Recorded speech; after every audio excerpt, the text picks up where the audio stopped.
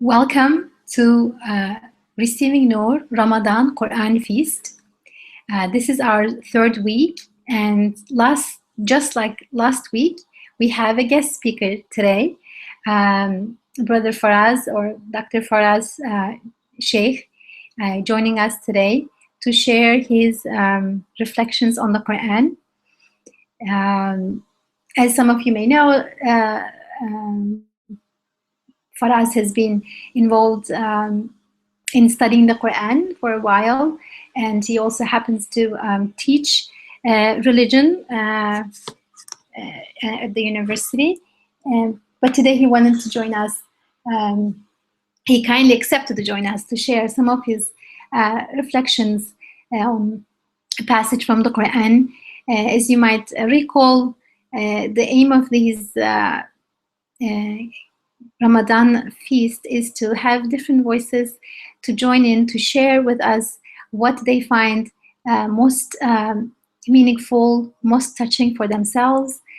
We have picked the speakers with a certain understanding, but at the same time, it's really up to each speaker to share, to bring to fore what they find most interesting, most personally fulfilling and touching. So as usual, we'll have a discourse, a presentation for around 40 minutes or so, and then we'll open the floor up for questions and comments. Bismillah. Thank you, Brother Faraz. All right. Well, assalamu alaikum and peace be upon all of you. Thank you for joining today. Thank you to Receiving Noor for asking me to comment. We have little time, and I will just go straight into the subject. I will be speaking generally about Surah Maryam, verses 16 to 33. It's a big chunk, I understand, and time is little, so some of the minute details of each verse I may not be able to share. In fact, I thought maybe I'll make my comments perhaps first, and then we read the verses, because in my comments, what they are is sort of, you can call them some of the fruits of my reflection on the verses. So these are things that, having read the verses and engaged with them in some way, this is what I'm thinking, and then we'll go to the verses, so you might be able to see how I'm understanding particular things in the verses. And so let me begin by just quickly saying that in my view, and again, this is a refrain I will add as much as possible, but even when I forget to add, you can add it in your mind as you hear me speak, that this is according to my limited understanding and perspective. So I have no claim to make about this is how things are. So it's just understood that this, from my perspective, I feel revelation, the Quran, as revelation, speaks to different aspects of my life and different issues, different conditions that I might be going through. So I may not be going through each of them at all times, but once I engage revelation, I'm thinking about what aspect of my reality is it addressing? Is it addressing it? Is it something that is relevant to me? So that's something that and so one aspect of my life, again, which I don't feel all the time perhaps, but when is that aspect is spoken to. So these verses that I picked speak to that aspect of that sort of, how should it call it, like situation in my life as I experience it. And that is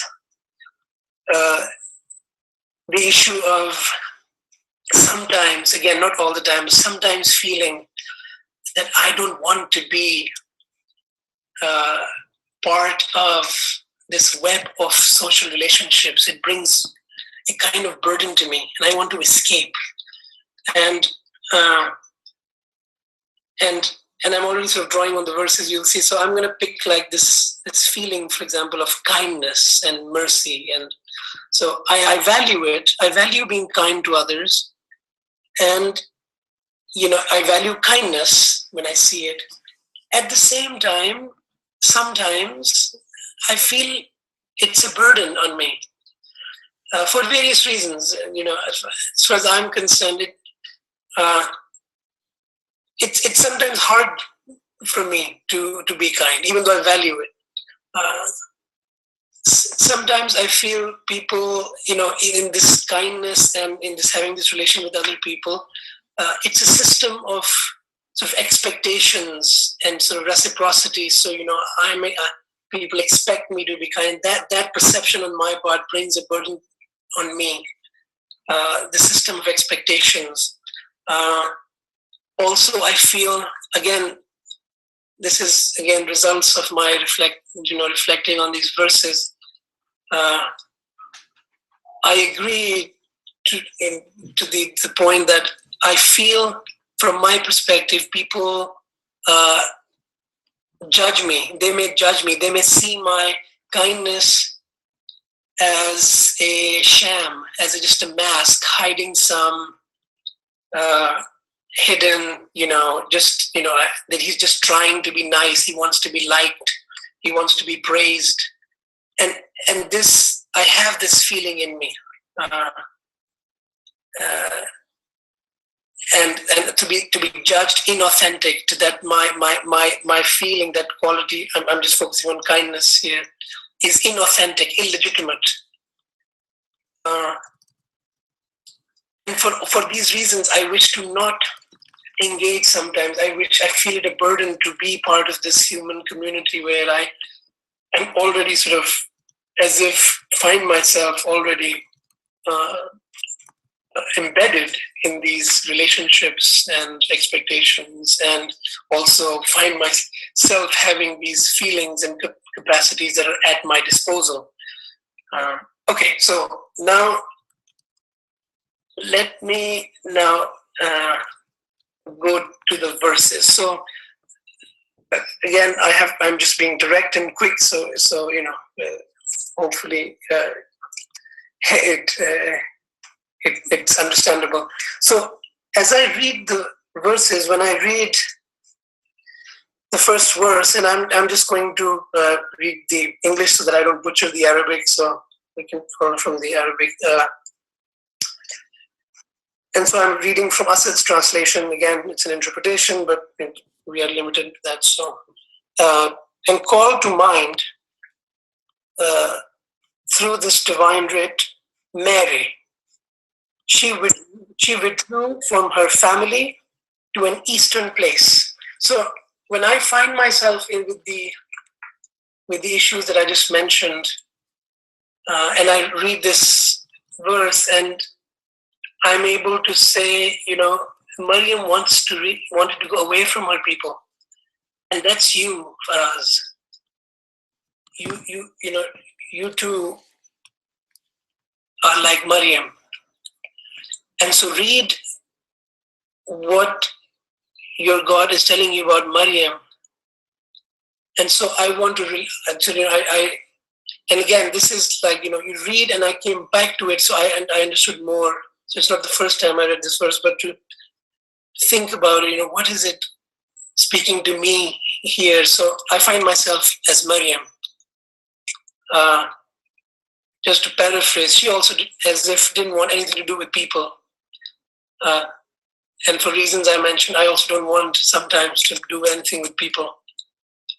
And I'm just going to again jump the gun and say, as I read these verses, I understand ghulam in these verses to be those qualities that I find at my disposal. And here I'm talking about kindness. And I'm taking a hint from one of the verses where the ghulam, Isa, will will talk about being kind to his mother. And so I'm taking that as a tip, as an example, hint. So you can think about, my kindness, the kindness that I find at my disposal. So I'm just going to phrase it that way, Ghulam, that's ready to serve me. And I can ask, I can use it, but also feel it a burden sometimes to bear it. So with that, if that is somewhat understandable, and you might, roughly you see where I'm coming from now. And so I'm going to now read the verses, and hopefully with my remarks in mind, you might be able to see how I'm reading these, and I'll make some remarks as we go. So let me read the and call to mind through this divine writ Mary. She withdrew from her family to an eastern place and kept herself in seclusion from them. Whereupon we sent unto her our angel of revelation. It says, let's see, it says Ruhuna, I think so. Let me see. No, that's different. So it says, Arsalna ilayha Ruhana. Ruhana, fatamassara laha basharan sawi. So, and it appeared as a human being. So, again, I'm skipping a lot of different things. So, there can be something to be said from my perspective about what is this Rohana that appears as a human being. And to me, and that Mary finds, I don't want to be touched by this human being. And this to me speaks to my reservations about taking things from others. Learning to be, for example, kind is something that I learn to be as I watch other people. But there's a part of me that is reluctant to take it because of various reasons that I can think of, and we can all think of, like why I don't want sometimes to take these things from others because they appear to be human beings. I take them to be coming from a human being, and I don't see it as legitimate. It's interesting how Mary understands this Rasul, how I understand Rasul, and then therefore also reflects that in how she understands what she is bearing as a burden, as something. So I move on. قالت إني أعوذ بالرحمن. So she exclaimed, "Verily I seek refuge from thee with the most gracious." And so I take this verse to say, if I am Mary, if I feel this way, am I seeking a refuge in the most gracious? Should I be seeking a refuge in the most gracious? And what would that mean, to seek refuge in the most gracious? So it's a question that I stays with me here. If I'm indeed Mary, sort of wanting seclusion from people.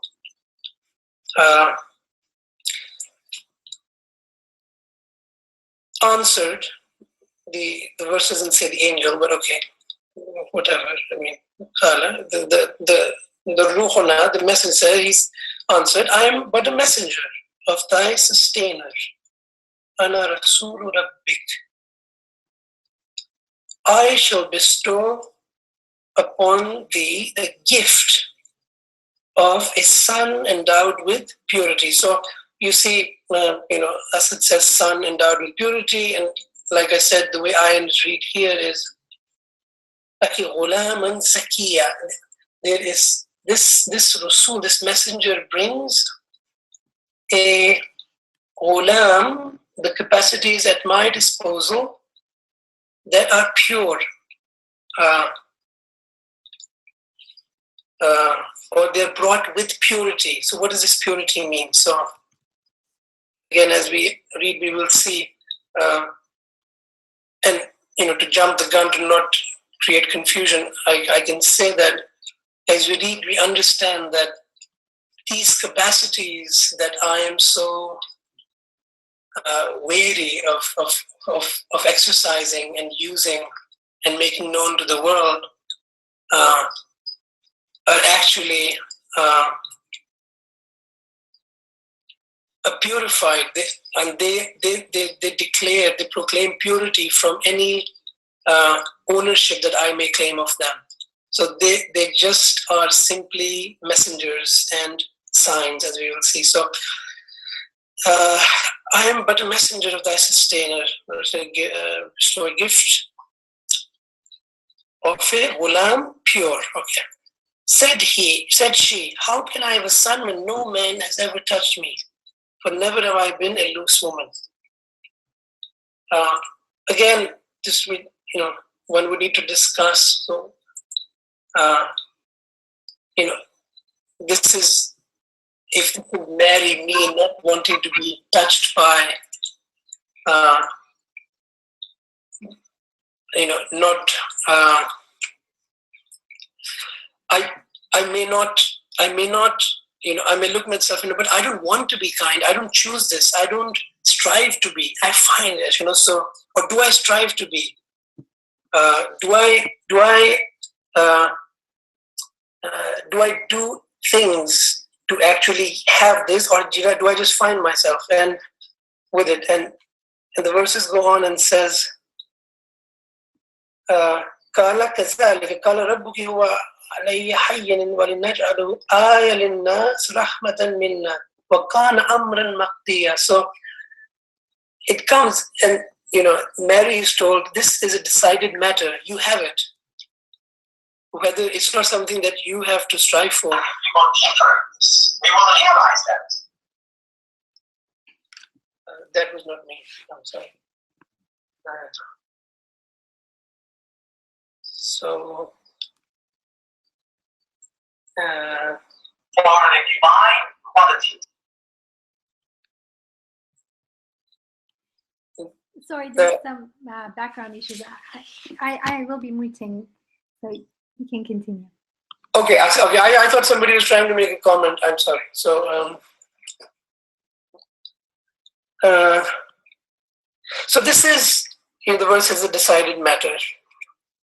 And again, the way I read it is that, so, I ask myself, are these qualities that I get are necessarily things that I have a choice to avoid?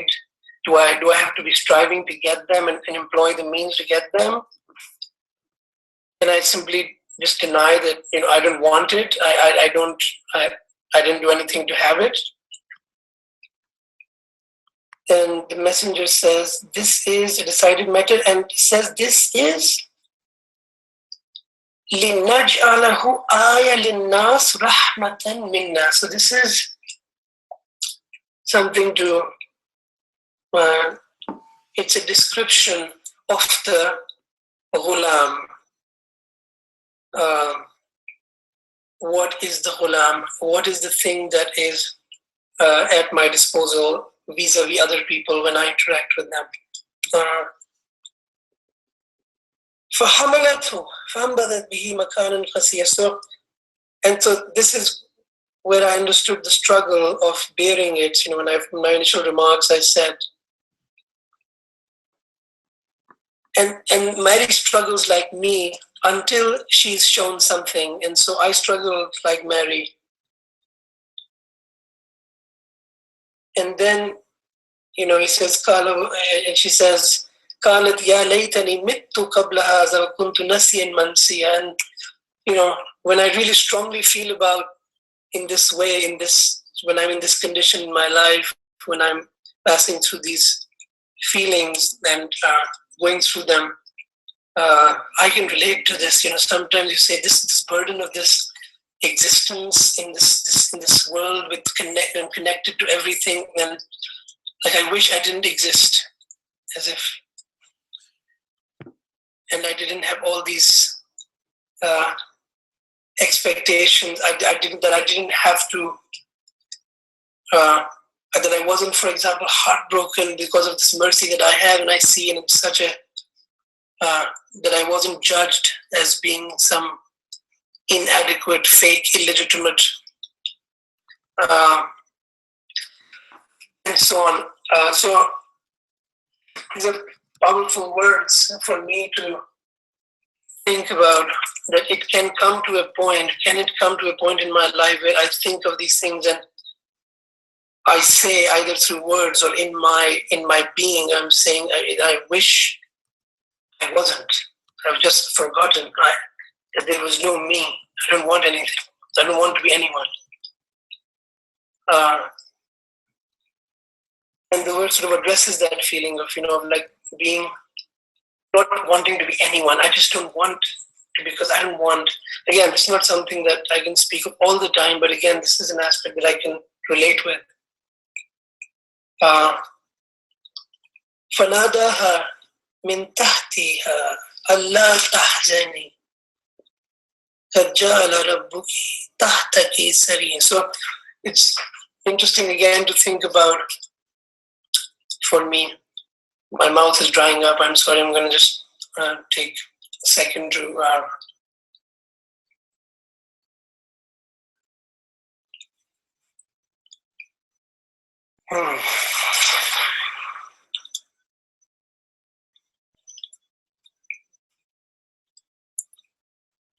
So this, the way I understand it again, is that when I read it as Mary, it's telling me you're not paying attention to what is just beneath you. It's just under, like you are. It's with you, but you are not aware of something. And that which you're not aware of is calling. It's from under. It's what you stand on. It's where you are. It's what's right there, but you're not looking at it. It's under you, as if it's out of your sight, but it's there. And so I say, so what is there? So, and then to me, this is the turning point for Maryam. It can be a turning point from me of what she goes through. وَهُزِّي إِلَيْكَ بِجِزْعِ النَّخْلَةِ تُسَاقِطْ عَلَيْكِ رُطْبًا جَنِيًّا فَكُلِي وَاشْرَبِي وَقَرِّ عَيْنًا. So this is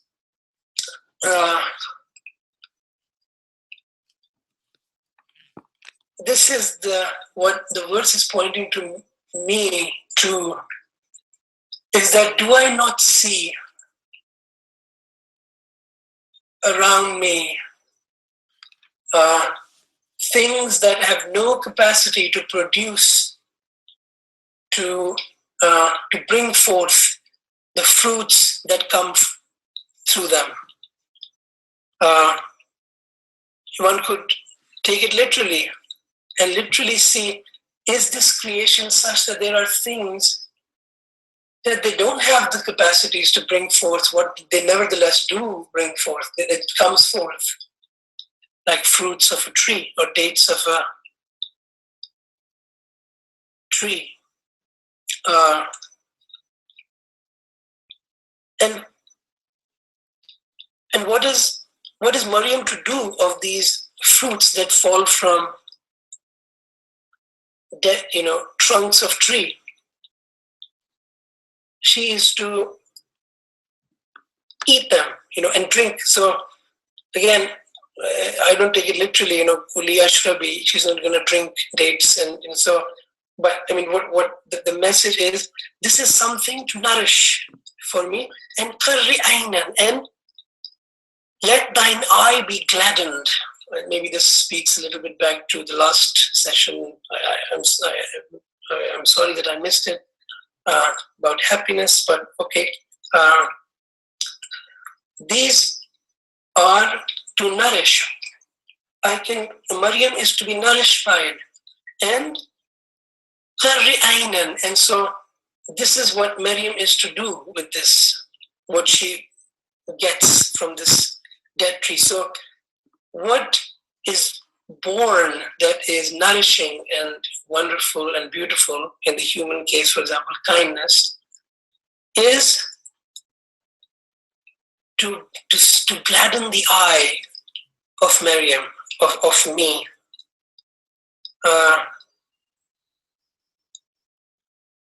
And this is, as going back, the ayah from the Rahman. So I can, in other words, say, this is for me to taste and relate it back to the merciful one from whom it came as a messenger, as a sign at my disposal. The hulam, in my case, the dates in the tree.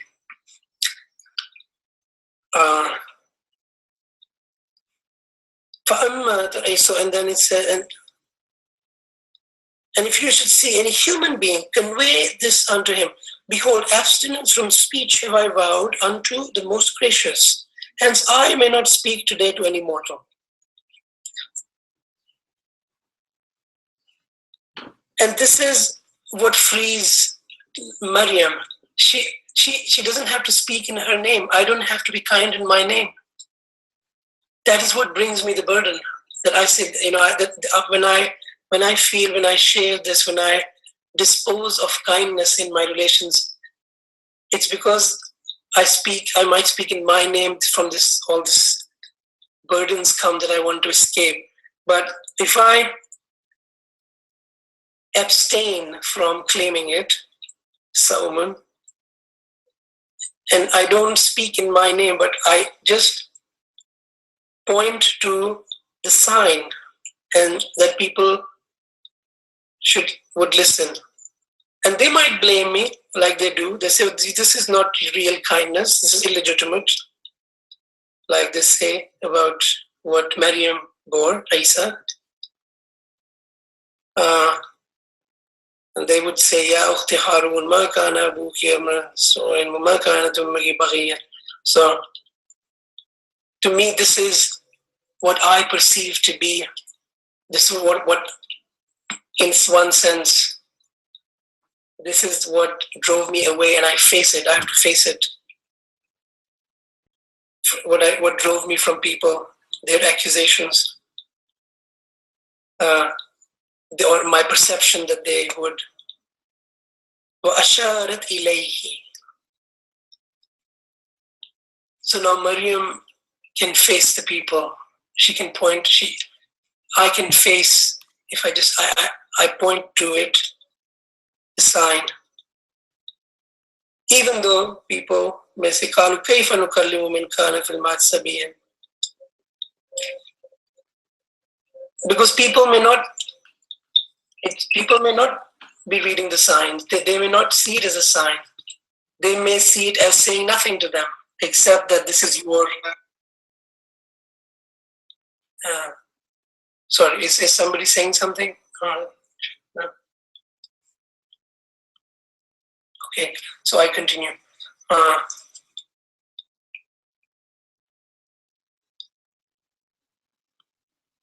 And this now speaks.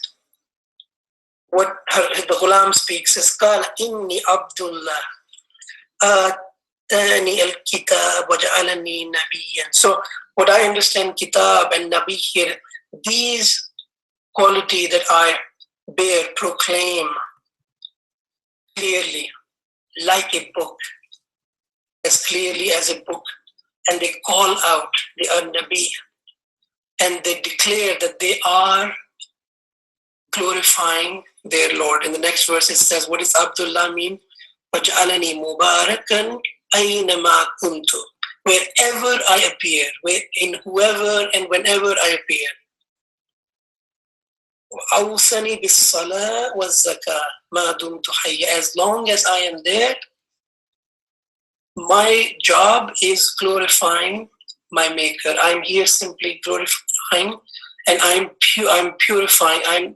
I'm declaring that this Maryam has no hand in my being here. I'm at her disposal, but she has no hand in bringing me here. وَبَرَّ بِوَالِدَتِي وَلَمْ يَجْعَلْنِي جَبَّارًا شَقِيًّا. So to me, this is that feeling. The example of that feeling is, for example, that feeling that is so universal of wanting of how do you say, parra, being good to one's mother. It is such a universal feeling that people can relate to. Wherever it is found, it is not Jabbar and Shaqiya. It claims not that it is not. It proclaims that nobody can claim and be proud of me. I am purely from the one who gave it. This person cannot make it. It's not his or her. وَالسَّلَامُ عَلَى يَوْمَ وُلِدْتُ وَيَوْمَ أُمُوتُ وَيَوْمَ أَبْعَثُ حَيًّا. So again, how you understand yawm depends, but any moment, every moment, any time, these feelings appear and then they pass away and they come again. Salamun ala yawm. So these are Mubarak, this is a blessed messenger that comes to proclaim and glorify the Maker. And what I can do as Maryam is what she does with the dates of the tree. Kuli washrabi wa kharri aynan. And these are to please my eyes so that I see my merciful Lord. So instead of making it about me, I want to do this, and I want to be merciful. I don't want this. It's a burden for me. I make it about these are something that I will see and cool my eyes and relate it back to my Lord. And people will say what they will say. Those who will see it and accuse me of being fake, not truly kind, they don't get the point anyway. They think this is about me. But it's not about me. I am indeed a limited, faulty, being, but there are wonderful messengers, these ghulams at my disposal that somebody has sent to me that I can witness and soothe my eyes, my merciful Maker's messengers. And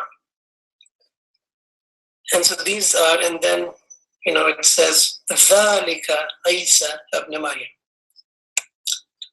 قَوْلَ الْحَقِّ الَّذِي فِيهِ يَمْتَرُونَ. And it's interesting that the next verse talks about existence. And إِذَا قَضَى أَمْرًا فَإِنَّمَا يَقُولُ لَهُ كُنْ فَيَكُونُ. So it's interesting to me that this is, I take it to be about how I see existence. Do I see it as these feelings and these things simply there on their own? Or they are actually brought into being through a command of my Lord as messengers. And these proclaimers of the good news of my merciful Maker, the kind one whose kindness I use as a ghulam to be kind to my mother. That's the bearer of good news, the Isa. So I cannot speak. Sometimes I don't want to speak on my own. I want to run away if I think I'm going to have to speak on my own name. But if I let Isa speak, then I can be with people and be even as I face accusations of various kinds that make me want to run away. I can cool my eyes with and nourish myself with the message that these bring to me of my Maker, like Maryam. So that's all I really wanted to say. And I don't want to just keep talking for the sake of talking. So I should maybe just Yeah. yeah. So thank you, and yeah, I finish, and that's all. Thank you very much. Jazakumullah khair. We have time for comments and questions. And if I may just jump in and say this was a helpful reflection on this passage from Surah Maryam. Looking at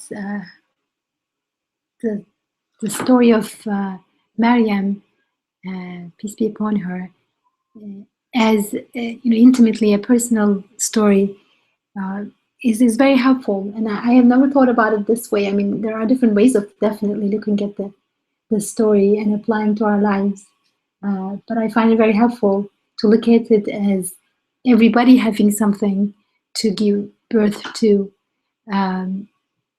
We all have our Isa, peace be upon him, and initially we resist, we're scared, we're worried to the point where we think it's a burden and we don't want it. We wish we didn't exist before that, and then as the situation unfolds, the idea that it's not about you asking for it. This is given to you. This is a matter decided, and then at the end, as it comes through, and we surrender to that thing, our Creator is sending that thing to us.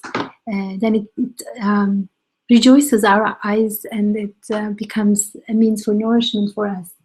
There are lots of beautiful messages in here that I found this sharing helpful. Is there anybody else who want to either make a comment or ask a question?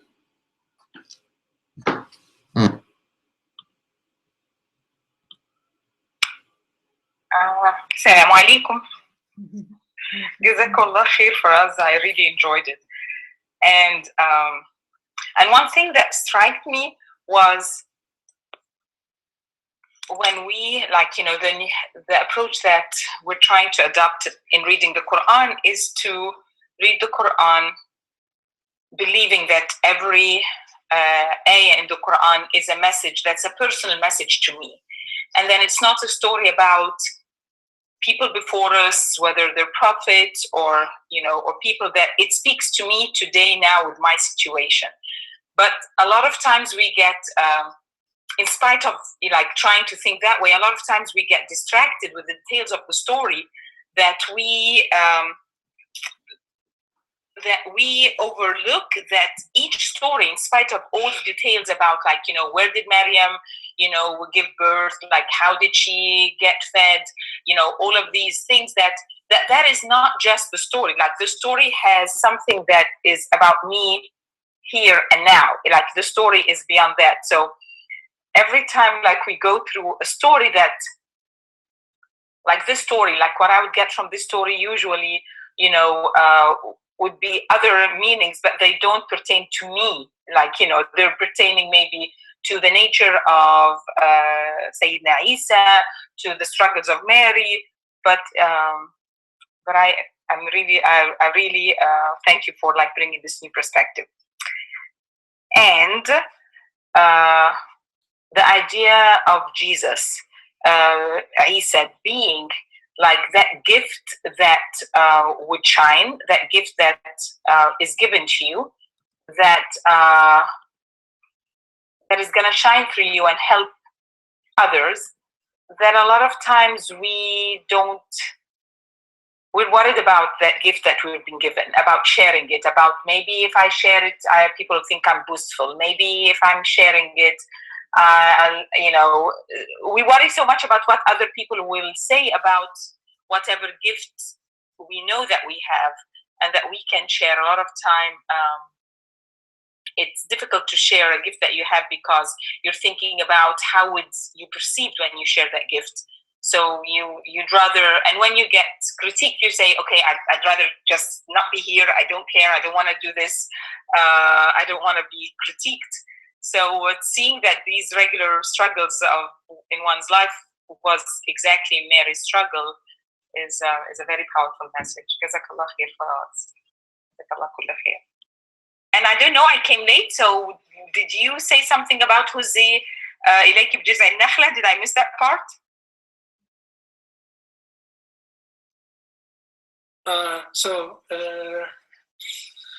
I think if you came in the Nakhla part, then you probably missed something. But I don't know quite exactly what to do about it. Yeah, about the doing part. Like there is a part that is very minimal, but it includes doing.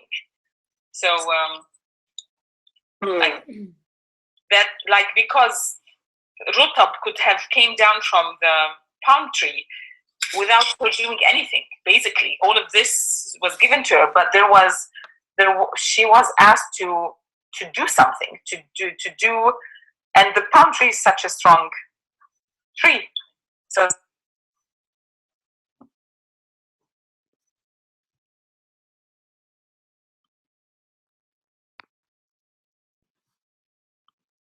to do something. Jazakumullah khair. Ali, could you say that one more time? I think in the middle somehow you got muted.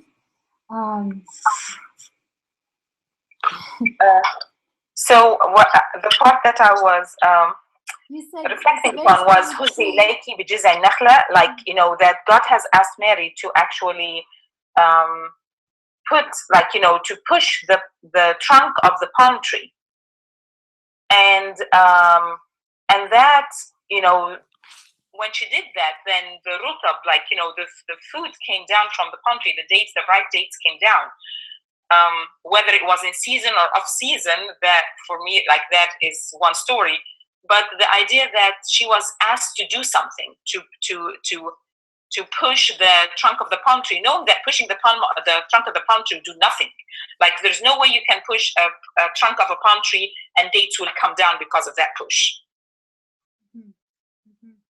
You know, so yeah, the way I read it is, you know, this is the turning point where, you know, Maryam is made to realize it's not of her doing that anything actually comes. It's already, like, it's not the I don't have to do anything to receive what I already receive. Like, this is not something that I can do with my own ability. It is given. And so I am just to nourish myself with it, what is given. It's not for me to bring about. So, but yeah, I'll let others maybe say something. If I may, I find this very, very, very interesting, because even though her shaking the tree or trying to shake this strong tree has nothing to do with she's being given the fruits from the tree,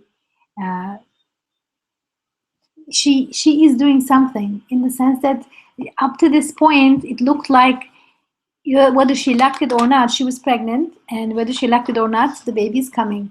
But at some point, what makes the difference between human being and other beings, other living beings, is that, or animals, is that we have a choice. And then that's when she follows the command and does shake the tree, she is actually putting her agency behind this as well. Not that she's agent of anything, she's not creating anything, but she's choosing to accept this gift, because otherwise nothing seems to be in her control. But what is in her control is whether she's going to accept this gift being given to her, or she's going to resist. And in the middle of the story, that's the only moment actually where she's doing something. In the beginning, she's asking a question, she's surprised, but other than that, she's not doing anything. And this is the first moment where she's actually taking an action. Again, that action is not an action that she can boast about. It doesn't create the fruit or make the fruit come down. But that attempt is her prayer, her accepting of this gift that she's given, this baby that she's been given. And applying in our daily life, then we can make choices to accept the gifts that our Creator is sending to us, whether it's in the form of different emotions, as Faraz said, the emotion of being kind, the kindness comes to you, compassion comes to you, or wisdom comes to you, whatever the situation in which we find ourselves receiving things. And what makes a difference between me and a tree or me and an animal is that I can resist this and resent this, or I can accept this and welcome this. And that's maybe the one of the lessons that could be here, that she's given something to do, even though that thing is not something that creates anything, or she can boast about. That's part of her accepting the process. And same, I wanted to also highlight, it's interesting how the first time she speaks, she's surprised. She's like, how can I have a child? And then the second time she speaks, she's having the birth pangs, and she regrets the process. She's like, I wish I didn't exist, right? And that really relates to the way in which we find ourselves asking, can we do this? And then we then ask ourselves, no, I wish I didn't have to do this. I wish this wasn't coming to me. I don't want this feeling. And then when we surrender and we start seeing the fruits and start enjoying the fruits, then she doesn't talk. And that's very interesting. She doesn't talk. She's just told to be quiet. And that's, I related to what Faraz said about, it's not about you. So as you display the gift and pass it on or display it, you're just not displaying in your name. So you don't get to speak in that sense in your name. Sister Yamina, please. Assalamu alaikum. Thank you, Faraz, for sharing your reflections. Now, from the very beginning, when you talked about the feeling of kindness and sometimes feeling like it's a burden, immediately what came to my mind is like, it's only when we learn to practice kindness liwajhillah, in the name of God, for the sake of God, only that we find that freedom to be ourselves, regardless of the judgments of others. Because then my concern is with my Rabb alone. And lo and behold, my Rabb is the source of kindness.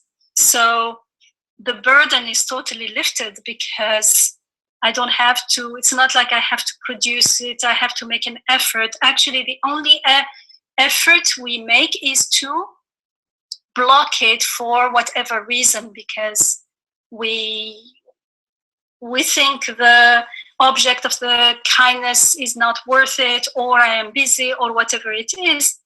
In fact, when we surrender, it's only when we make the decision and the intention and choose to surrender, we also allow ourselves to be channels to kindness and compassion.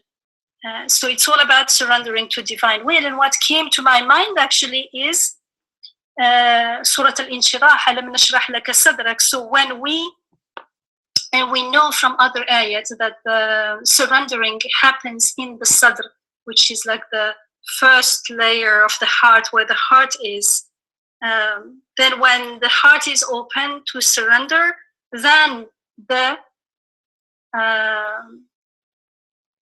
burden is lifted. Then we will lift, and we lifted your burden. And it's that burden that was so burdening that it can break our back, because we are so busy in that horizontal dimension between me and what are they saying, they're judging me. And of course, what they are doing is only important to me to the extent that they are a reflection of what's going on within me with myself, how I should be.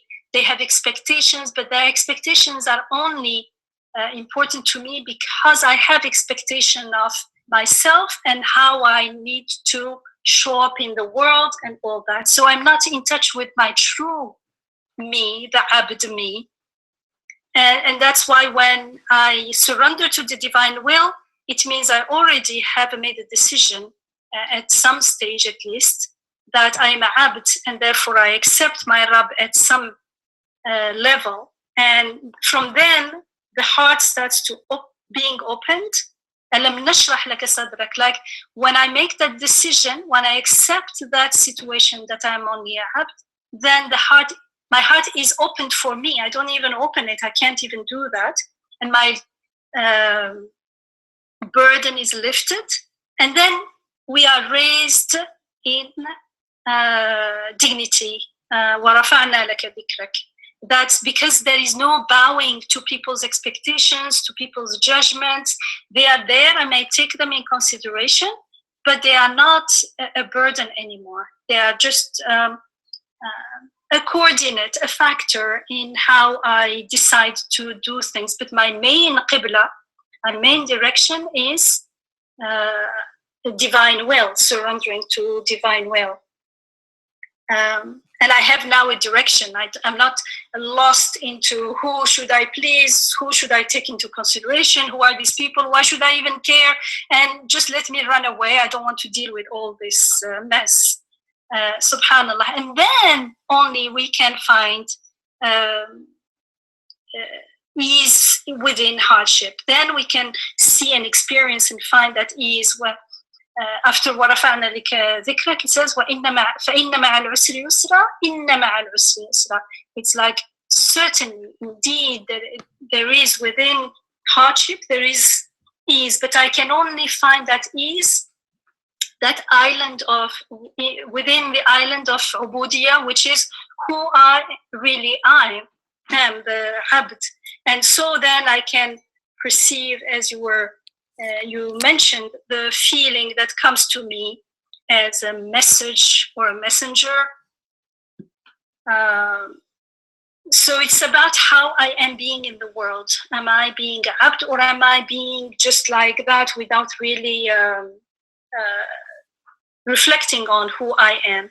And therefore who I am or how I am being in the world is going to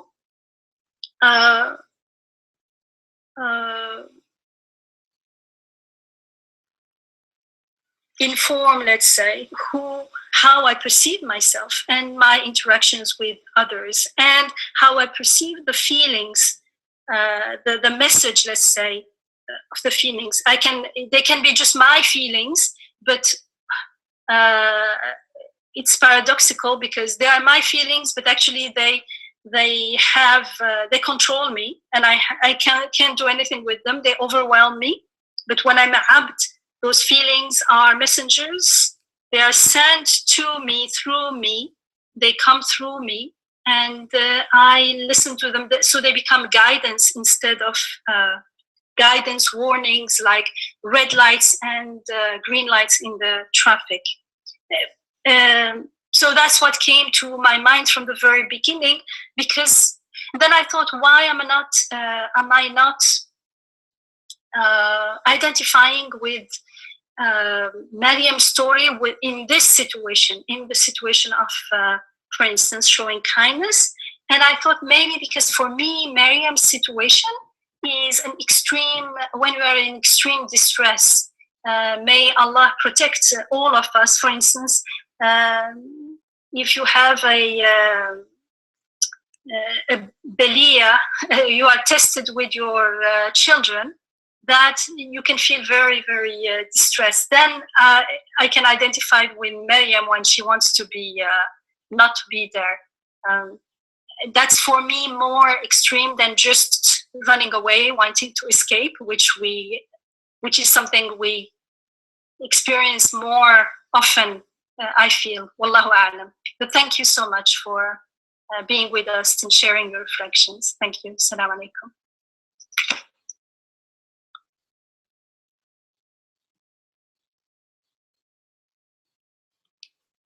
Thank you, Sister Yamina. Anybody else? Yes, Sarah.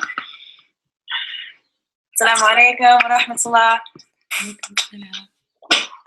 Mashallah for this Ramadan feast. Alhamdulillah. I wanted to share something super special. I am spending time with my cousin who will be anonymous.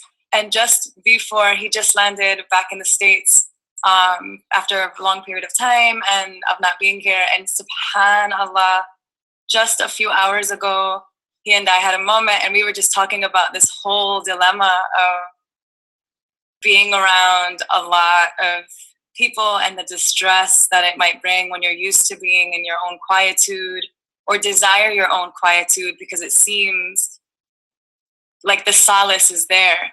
And so the same exact concept. So just the awareness of the fath, the opening of this this blessing that we're receiving now is just so clear. So mashallah, we can totally vibe with the circumstance in this context. So jazakallah, Brother Faraz, for sharing the personal level of that story, because we can definitely identify major, alhamdulillah.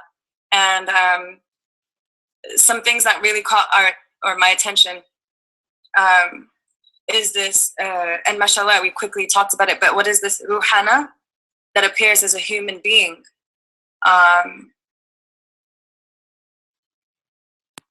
And subhanallah, because that's it, just that wording is just so, it really just struck me, because that inspiration or that ruh is being delivered to us through human beings because we're human beings, and so often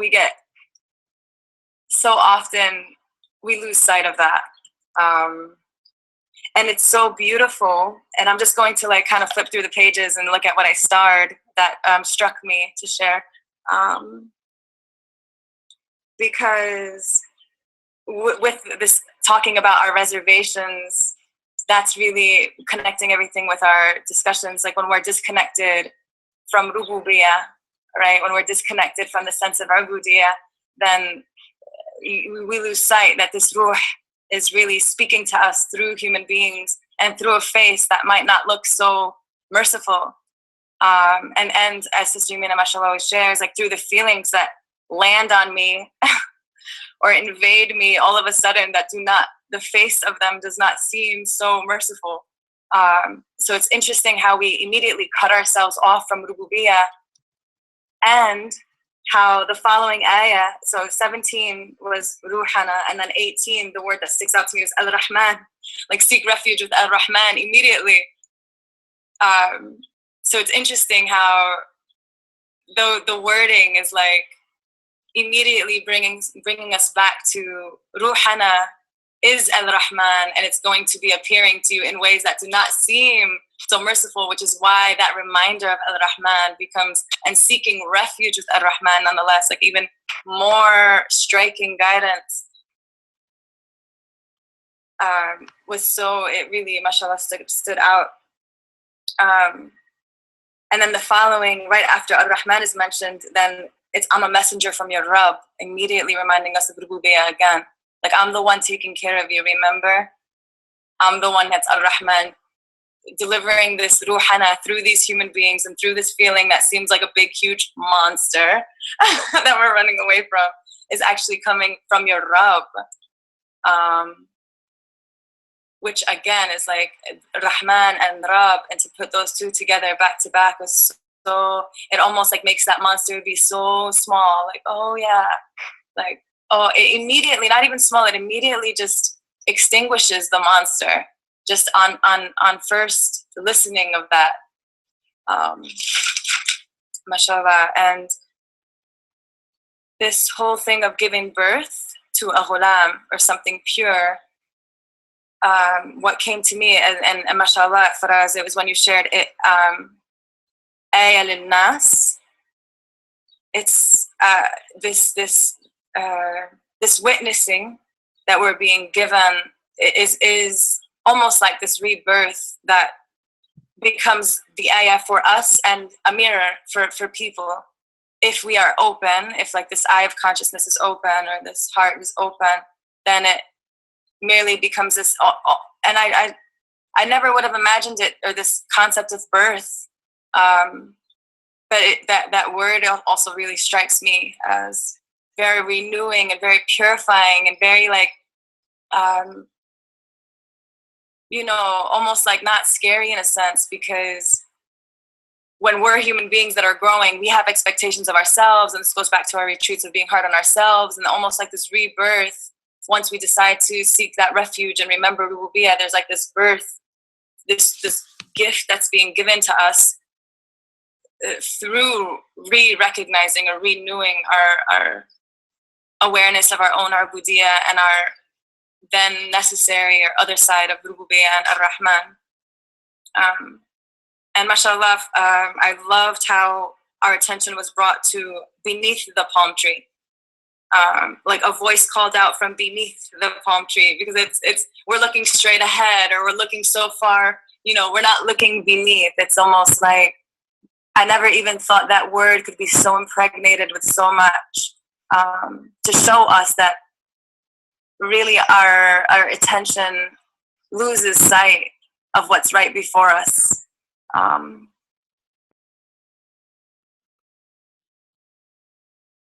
And just the following ayah was about nourishment.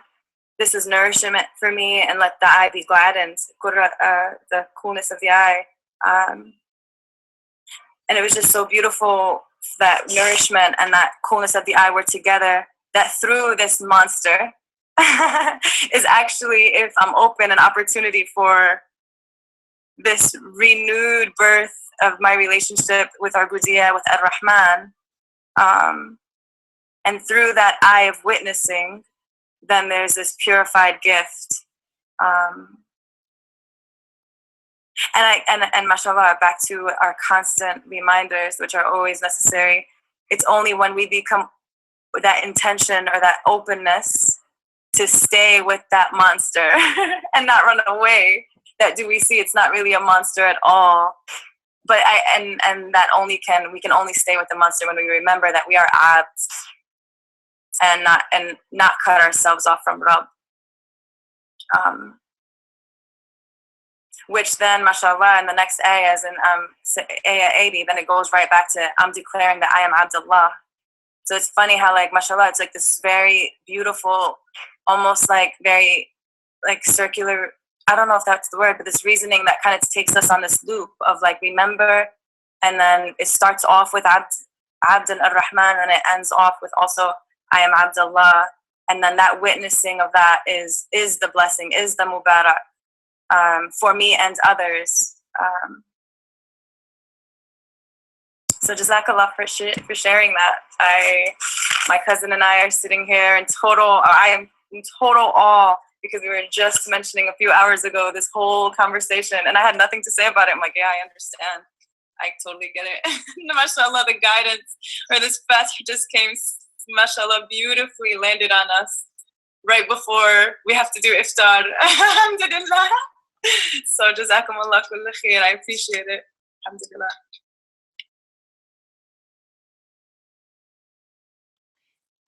Thank you for sharing. Jazakumullah khair. Jalila, would you like to?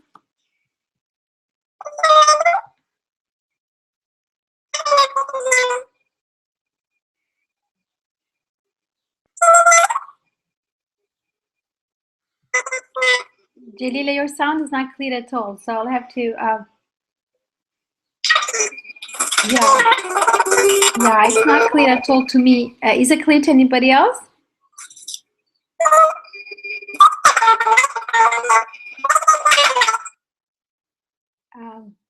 Was it clear to anybody else, or is it just my connection? No, it's not clear to me either. Okay, so yeah, so maybe something with Sister Jalila's connection. Maybe she can look in back again and try again. Anybody else who wants to comment or ask a question? I like, jazakallah khair, Sarah, for sharing. I really appreciate when you share and when everyone shares, because the way everyone understands it makes it stronger to the rest. So I wish we all will share, because every time someone shares, it becomes more and more clear. And then you see other rahmas, like the rahma that we realized through you sharing, Sarah, is that this question was a question on your mind, and then Allah is Sami' al-Mujib. He knows this is a question on your mind, so then He gives you the answer right away. You don't even need to wait that long for the answer. And this is additional rahmas that we get to witness by sharing. So jazakallah khair for sharing. Jazakallah khair Faraz for a beautiful reflection, mashallah.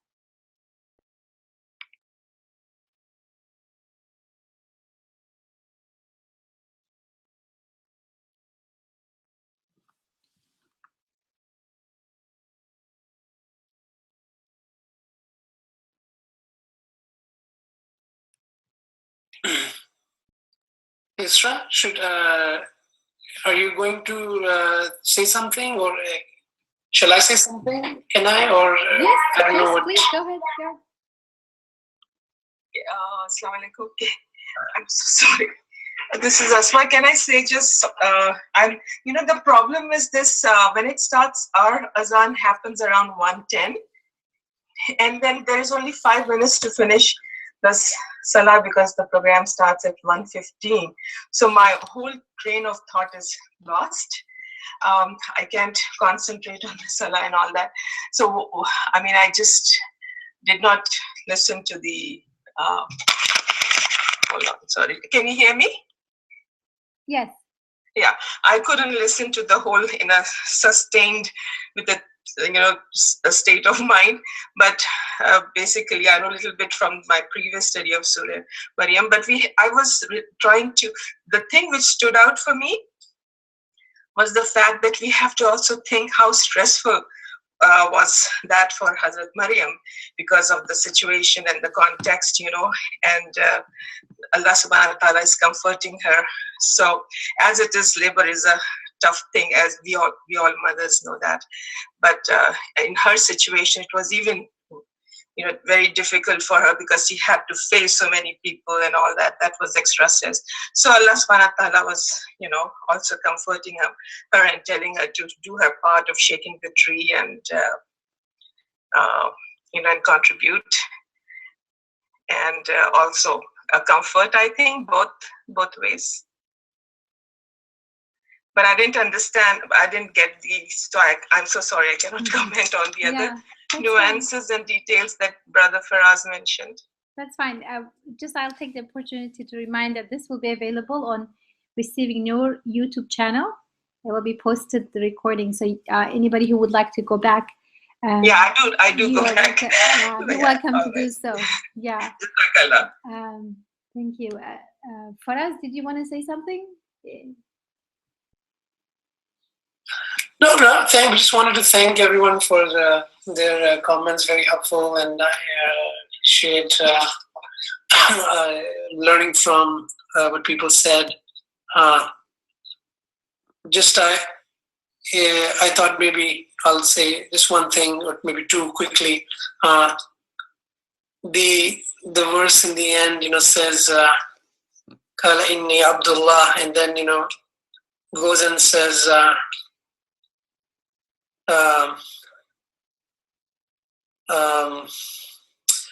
وَجَعَلْنِي مُبَارَكًا أَيْنَمَا كُنْتُ.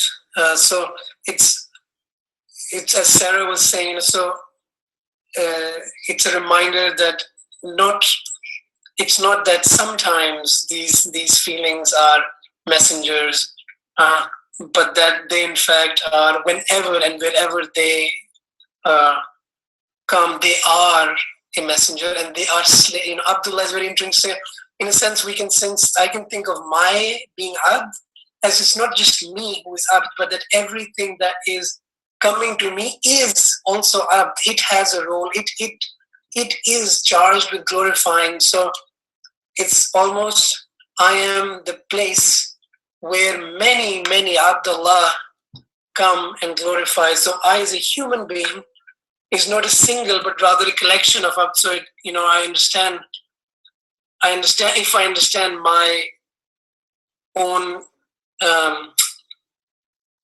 capacities, or ghulam, I wanted to say, the things at my disposal, all the whatever I want to call them, that I use to relate with other people. These are Abd. So I can understand when it says that we, iyyaka na'budu wa iyyaka nasta'in. So I understand that it's not me really. It's really is many ibadallah that are performing their duties of reflecting my merciful Lord to me and to others. So when I refer to myself, it's really just not as an abd. I'm not really one, but rather many. So and thank you very much for everyone. And inshallah, I pray that we are all find the guidance in the light of our eyes in these things. That's important to me. That's what Maryam, once she realizes, is asked to do. So may what we manifest as Abd be the light and coolness for our eyes, so we witness our merciful Lord all the time. Because there's many ibad or servants sent our way. Thank you. Thank you. This last emphasis is also helpful in that what is it that makes Maryam alayhi salam happy in the story? It represents what makes us happy in seeing the signs of God, to see that everything is a servant to the Creator and is glorifying and praising the Creator. That is something for me to be happy about. And it's interesting to me because it's really not about us, as Faraz said, and it's not about you. This is a gift from God and you display it, but it's not about you. It's not yours to boast about or to say, well, I worked hard, this is mine. At the same time, there is something in it for us, in the sense that when we witness kindness or generosity or power coming through us, then we are rejoiced. In the story when Maryam alayhi salam sees Isa alayhi salam coming through her, she's happy. She's her eyes can be gladdened because she's witnessing intimately a sign of God, a miracle of God right before her eyes, and that assures that her Creator is all powerful, all merciful. So when we see these gifts coming through us, even though a part of us wants to have it say, this is mine, and we constantly say, no, it's not yours. See, you haven't done anything. The best you did was not to block it.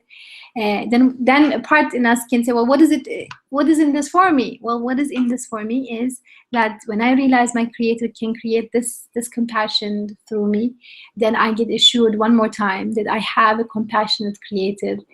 I am finite, I am limited,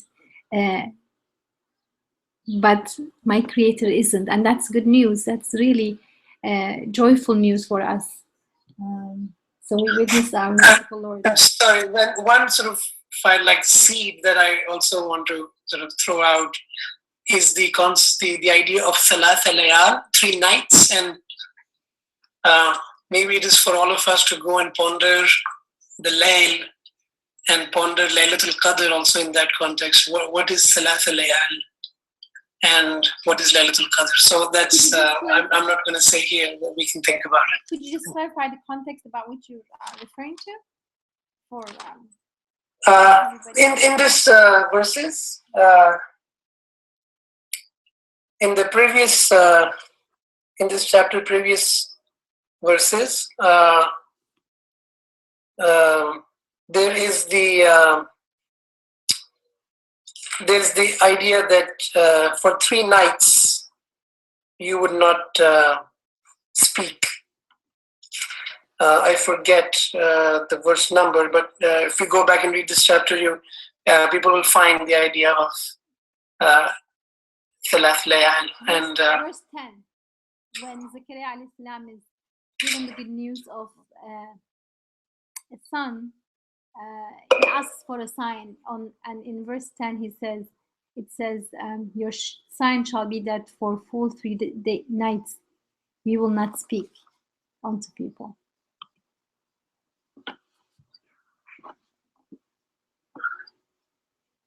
So you wanted to connect that with So no, this is for a further reflecting on if people would like to, this is also an interesting, pregnant with meaning sign, but it would need a different discussion. But I thought it could be something that is connected, but not not something I could speak about now. But just a curiosity, a seed for someone wondering, for if people that, especially also people think of Laylatul Qadr normally as Ramadan and approaches. So Layl and Layal and Laylatul Qadr could be something that they could think about in building on what we said. So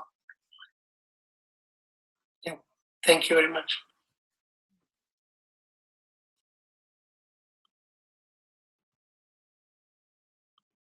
Thank you. Jazakallah khair, Faraz, and Jazakallah khair everyone who commented and shared their reflections. It was an enriching session. Inshallah, we live the beautiful meanings that came up here, that were sent in this session in our everyday lives. So with that, we end our third session. Is there anyone who wanted to say something? Did I hear? Okay. Yeah, okay. I became curious about the Layali thing. One of my immediate thoughts is like Mary was asked, to not speak and to point at her son. And in those 3 nights, also Zechariah was asked not to speak, and his sign was like whenever he would speak, I think he could not speak, so only and ask the people to praise. So there was anyway, so this is the only quick connection that comes to my mind, the idea that don't it's not from you, you're speaking, it's it's time for you to watch, to stand back and watch. So Zachariah for 3 nights was standing back and watching as people were praising, and he too, and Mary this time was standing back and watching her child. And in Laylatul Qadr, maybe we need to stand back and watch as yes, happen.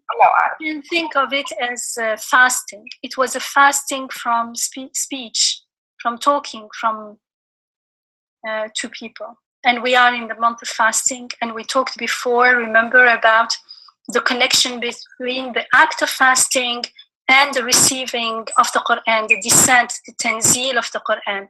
And that's why the month of Ramadan is the month of the Quran for us here and now, not only because it was revealed historically within that month, but because when we are in a state of fasting, we are more likely to be recipients and receivers, inshallah. What happens when we are fasting? And we talked about it when we studied Surah Maryam, inshallah.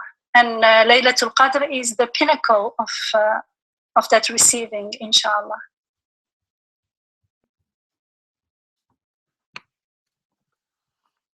Thank you. And before we close, I wanted to read out this comment that one of the participants wrote. It says, I just wanted to say, I, for one, appreciate the actual personal reflection. I am retraining myself on how this book, this Quran, applies to me personally. The coming up in my first mosque, which had a lasting impression on me, we treated the Quran like a rare jewel. Excuse me, Isra? Yes. I can't, your volume, I heard Yamina very clear. I'm not able to hear everything you're saying. Could you read the comment posted on that? Could you read it instead? Your voice is very clear. My voice isn't clear either? It is very clear. Can you read the note that was posted on the chat? Oh. Okay, I'm new to this, so you gotta just give me so go where now? If you don't see it, maybe I'll ask somebody else who, do you see the chat? The chat, yes. Can you read the last comment there? Let me see. Oh, okay. All right. Thank you, shukran.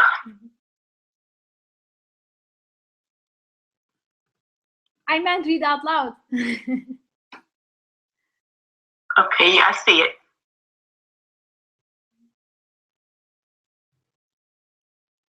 Could you read it out loud for us? Oh, could I read it? Yes. Oh, okay. Hold on 1 second. Let me see. I think it's in the middle. Hold on. At the end, at the very end. At the very end, where it says, my life varies. Oh, my life. Okay, maybe something I can read it. It says, ahead, yeah. if you don't mind me, from Jalila to everyone. It says, I just wanted to say, I, for one, appreciate the actual personal reflection. I am retraining myself on how this book, this Quran, applies to me personally. The coming up in my first mosque, which had a lasting impression on me, we treated the Quran like a rare jewel, something to be admired from afar. And the stories and ayats and reflections of Quran were admiring someone else's story. Like how good for me to appreciate Maryam's story, may the peace and blessings be upon her, but at the end of the day, my life is not changed. I thank you for this honest personal reflection. Because of the dynamics of always receiving Nur, I have and am trying to have Quran in my life. My life is whole. It is when I am in Salah and when I taslim out. My life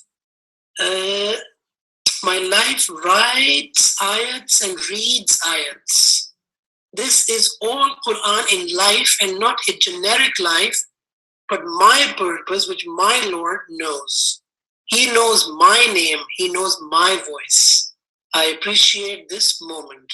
Assalamu alaikum. Jazakumullah khair. Thank you for that note. And we end here on that note, inshallah. We will see you in our last session next week in Ramadan feast of Quran.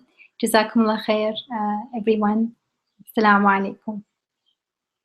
Wa alaikum salam wa rahmatullahi ta'ala wa barakatuh. Thank you. Thank you. Alaikum salam.